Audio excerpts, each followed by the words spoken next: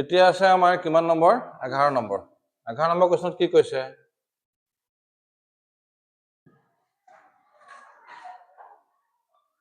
এটো এটা কি ঘাত সমীকৰণ ত্ৰিঘাত সমীকৰণ হৈছে ইয়াৰ শূন্য সংখ্যা কেটা হয় তিনটা হয় ইয়াতে কি হৈছে বহুপদটো এটা শূন্য -1 তেন্তে বহুপদটোৰ শূন্য কেটাৰ পূৰণফল কিমান হ'ব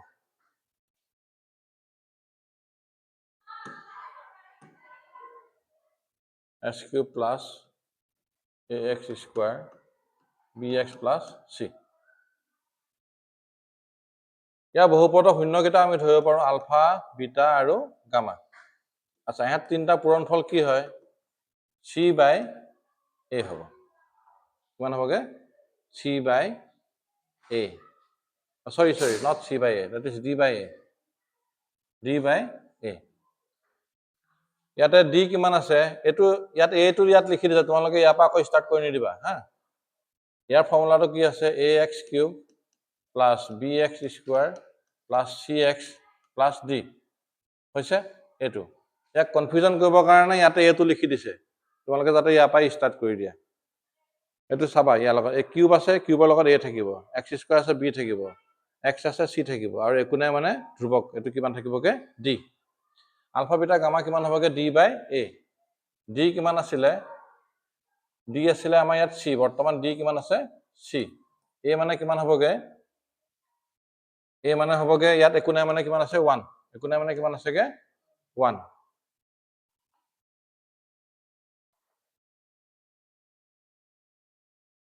এটোতে হৰু এটা ভুল হৈ গৈছে এটো কি হ'বগে -d by a এটো c by 1 থাকিলে এটা আমি c ভ্যালুটো কিমান নো c ভ্যালুটো আমি গম পাই গলে আমি কিহৰ গম পাই যাম যে পূৰণফলটো কিমান আলফা বিটা গামা পূৰণফল কিমান আহিব c ইয়াত c ভ্যালুটো উলিয়াব লাগে তাৰ কাৰণে আমাক কি দিছে এটা শূন্য কিমান দিছে -1 গতিকে ইয়াত আমি x ৰ জাগাত কি পাতি দিম -1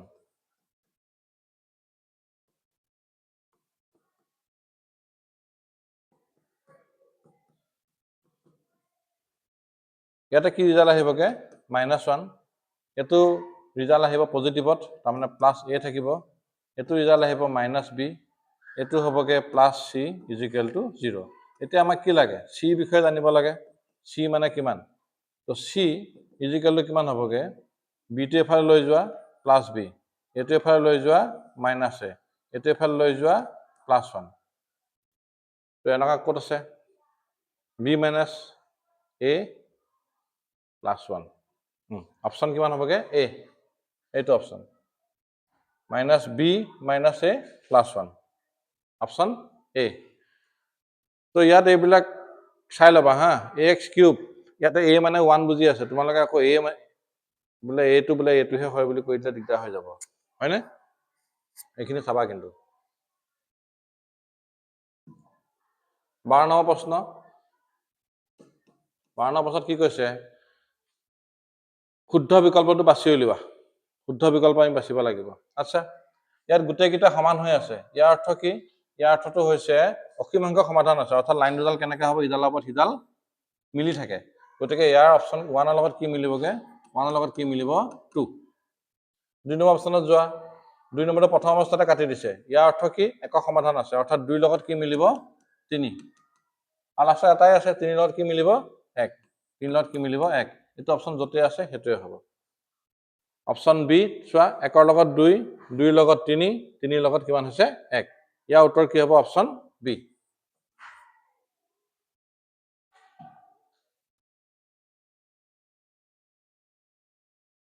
13 নম্বৰ কোৱেশ্চন চোৱা কিমান দিয়া আছে 3x + 2y = কিমান দিছে 5 আৰু এটা দিছে কিমান 2x + 3y = কিমান কৈছে 5 এটো সংগত না অসংগত কথা হদিছে সংগত কেতিয়া কেতিয়া হ'ব যদি ইডালৰ ওপৰত সিডাল মিলি যায় আৰু যেতিয়া ক্ৰসিং কৰে কেতিয়া অসংগত হ'ব যেতিয়া সমান্তৰাল হ'ব অৰ্থাৎ এহতৰ মাজত কি নাথাকে কোনো ধৰণৰ সমাধান নাই তেতিয়া হ'ব অসংগত তেতিয়ালে আমি ফৰ্মুলা মাৰি চাও a1 / a2 a1 / a2 হলে কিমান হ'ব 3/2 b1 / b2 হলে কিমান হ'ব 2/3 c1 / c2 হলে হ'বগে 5/5 তো আমি কি দেখিছো এটো কথাত মিল নাই এটো এটা কি হ'ব সংগত তাৰ মানে ইয়াৰ একক সমাধান আছে ইয়াৰ কেটা আছে এটা আছে এটা আছিলে কি হ'ব সংগত কি হ'ব ই সংগত নেক্সটটো চাওঁ 2 নম্বৰটো কি দিয়া আছে ডাইৰেক্ট কৰিছো এতিয়া হা 2 তলত 2 আহিব মানে a1 by a2 2 নম্বৰটো অপচন কৰি আছো হা a1 by a2 তাৰপিছত কি হ'ব b1 by b2 তাৰমানে -3 তলত কিমান হৈ গ'ল -3 তাৰপিছত কি হ'ব c1 by c2 তাৰমানে 7 তলত কিমান হৈ গ'ল 8 তো আমি কি দেখিছো এইখিনি জায়গাতো মিল আছে এইখিনি জায়গাত মিল নাই হয়নে এইখিনি জায়গাত মিল নাই তাৰমানে কি হ'ব এইটো কোনো ধৰণৰ সমাধান ইয়াত নাই অৰ্থাৎ এইটো কি হৈ যাব অসংগত কি হ'ব অসংগত আৰু এটা আছে অপচন 3 তিনিটো চাওঁ 2 তলত কিমান হ'বগে 4 মানে a1 a2 বুজি পাইছো b1 b2 মান হ'ব 3 তলত 6 আৰু c1 by c2 হলে কিমান হ'ব 9 ৰ তলত 18 হল 2 এতিয়া কাটাকাটি কৰিলে 2 সৰি 2 হ'ব 3 দি কাটিলো 9 দি কাটিলে এবাৰ 2 কাৰণ দুইটাতে কিমান পাইছো হাফ হাফ হাফ পাইছো হয়নে যদি তিনটাতে হাফ হাফ পাইছো মানে কি সমান পাইছো তাৰমানে কি দেখিছো a1 by a2 b1 by b2 b1 by b2 c1 by c2 তাৰমানে এটো কি মিলিছে মিলি যোৱা ৰেখা হয়নে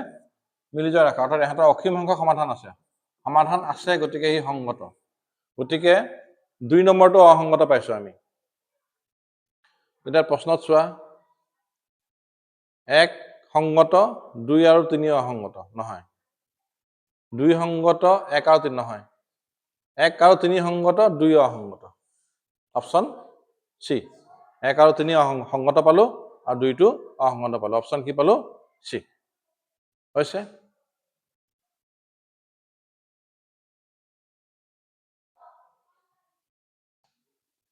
এটা কিমান নম্বৰ আহিলো 14 14 কি মানৰ বাবে একক সমাধান থাকিব কি আছে x plus 2y is equal to কিমান আছে 5 আছে আৰু ইয়াত কিমান আছে 3x plus ky minus 15 is equal to কিমান দিলে 0 ইয়াৰ কিমান সমাধান আছে একক সমাধান হোৱা কন্ডিশন কি আছে a1 by a2 not equal to b1 by b2 তো a1 by a2 ইয়াত কিমান আছে একো নাই মানে কি 1 তলত কিমান হৈ গ'ল 3 2 তলত কিমান হৈ গ'ল k আৰু এটো আমাক দৰকাৰ নাই এটা আমাক দৰকাৰ নাই সো এটো 1 by 3 এটা অপচন কি দিছে অপচনৰ পৰা চোৱা কে মানে কিমান কৈছে 6 প্ৰথম অপচন কিমান কৈছে 6 তাৰ মানে 2 তলত হৈ গ'ল 6 1 by 3 কি হৈ গ'ল সমান হৈ গ'ল একক সমাধান থাকিব নে নাথাকিব কে মানে -6 দিলে এটো মাইনাসত যাব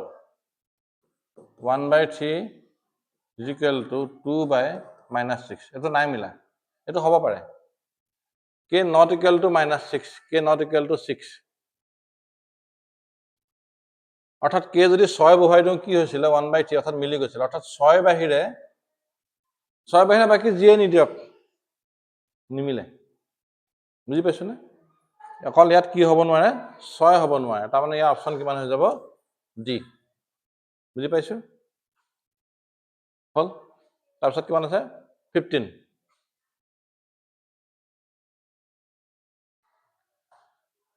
3x plus 2y 13 ভ্যালু এটো কি কৰিব লাগিব সমাধান কৰিব লাগিব কি আছিলে 3x plus 2y is equal to কিমান কৈছে 13 আৰু এফালে কিমান কৈছে 4x minus 5y is equal to 2 দুটা চলকযুক্ত ৰৈখিক সমীকৰণৰ সমাধান আমি কি পঢ়িছিলো অপনয়ন পদ্ধতি পঢ়িছিলো বৰ্জ্য গুণন পদ্ধতি পঢ়িছিলো আৰু এটা কি আছিলে প্ৰতিস্থাপন পদ্ধতি ইয়াত যোনটো মানে হেতু কৰিলে হৈ গ'ল ইয়াত উত্তৰ হৈ যাব লাগে xy অপনয়ন পদ্ধতি ব্যৱহাৰ কৰি দিয়া অপনয়ন পদ্ধতি বেছি ভাল হ'ব 4 দি পূৰণ কৰি দিয়া ইয়াক 4 দি পূৰণ কৰি দিয়া 3 দি নহয় না এইটো মিলাই দিও 5 দি পূৰণ কৰি দিয়া ইয়াক যদি 5 দি পূৰণ কৰো 15x plus 5 দুগুণ 10y ইজিক্যালি কিমান হৈ গ'ল 5 দি পূৰণ কৰিছো ন ইয়াতে 5 দিন 15 পাঁচ কৰিলে 5 5 6 65 হৈ গ'ল ইয়াক কি দি পূৰণ কৰি দিম 2 দি 4 দুগুণ কিমান হ'ব 8x minus 2 দি পূৰণ কৰিলে হ'ব 10y ইজিক্যাল টু 2 দি কৰিছিলো ন ইয়াত হ'ব 2 দুগুণ 4 এটো ইকুৱেশ্যন 1 এটো ইকুৱেশ্যন হ'ব 2 হল এটা 1 আৰু 2 যোগ কৰি দিয়া 1 plus 2 যোগ কৰি দিয়া একেটা যদি যোগ কৰি দিও এর প্লাস 10y minus 10y গুছি যাব বুজি পালো কি থাকিব 15x plus 8x এফালে থাকিলে এফালে 65 প্লাস 4 থাকিলে 15 আৰু 8 যোগ কৰিলে কিমান হ'বগে ইয়াত যোগ কৰি দিয়া 69 তিনিবাৰ যাব তাৰ মানে x এদি এক 69 তলত কিমান হ'ল 23 23 এদি কিবা যাব তিনিবাৰ যাব হৈ গ'ল x মানে কিমান পালো আমি 3 পাই গলো x মানে যেটো 3 ভ্যালু আছে ইয়াত বহাই দিয়া x ৰ ভ্যালুটো ইয়াত বহাই দিয়া কিমান হ'ব 3 3 গুণ 9 প্লাস 2y কিমান 13 2y কিমান হ'ব 13 9 ফালে গৈ যাব কি হ'ব মাইনাস হৈ যাব হয়নে তাৰ পৰা 9 গলে কিমান থাকিবগে কিমান থাকিবগে 4 y কিমান হ'ব 4 তলত 2 টো আহিলে 2 এদি কিমান যাব দুবাৰ তো আমি x মানে কিমান পালোগে 3 পালো y মানে কিমান পালোগে 2 এটো অপচন যত আছে হেতে শুদ্ধ প্ৰথমতে x লিখা থাকে তাৰ পিছত y লিখে গতিকে অপচন বি হৈ গ'ল 16 এই সমীকৰণৰ মূল দুটা সমান হলে c মান কিমান হতেছে মূল দুটা যদি সমান হয় b² - 4ac কিমান হৈ যায় 0 হৈ যায় তো c মান কি হ'ব 4ac ইয়াতে ৰাখিলা b² তে এফালে লৈ গলা কি হ'ব -b² হৈ গ'ল মাইনাস মাইনাস ক্যান্সেল গ'ল c কিমান হ'বগে b² / 4a এটো খতম আছে b² / 4a অপচন এ হৈছে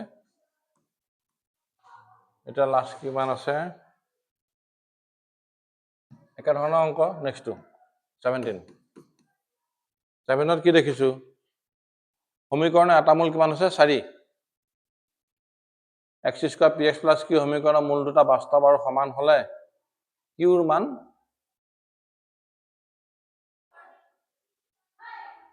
কিমান কৰিছে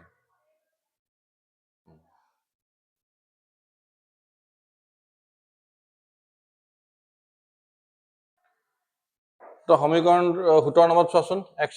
+ px + 12 0 সমীকৰণৰ এটা মূল কিমান কৈছে 4 তো সমীকৰণটো লিখি ললো x² + px + 12 0 যেহেতু এটা মূল 4 বুলি কৈছে গতিকে 4 হৈ যাব x ৰ জাগাত কিমান হৈ যাব 4 4 সেকেন্ড কিমান হবে 16 এটো 4p + 12 0 তো আমাৰ 4p এটো যোগ কৰিলে কিমান পাবাগে তুমি 28 এফালে লৈ গলে কিমান হ'ব -28 তো p কিমান হ'বগে -20 -28 তলত কিমান হ'বগে 4 4 ৰে কিমান যাব 7 বাৰ মানে ইয়াৰ উত্তৰ কিমান হ'বগে -7 এতিয়া ইয়াৰ মানটো তুমি সেই নেক্সট সমীকৰণটোত x² +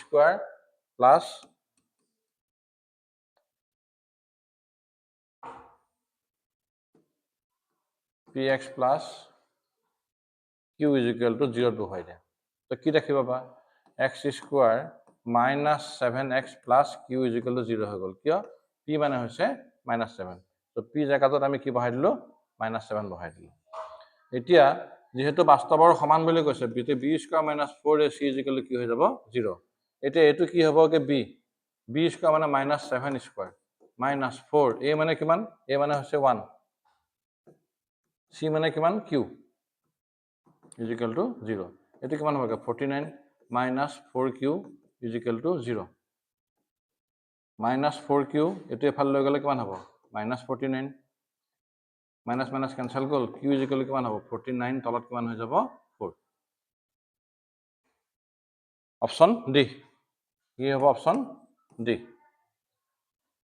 ঠিক আছে দিয়া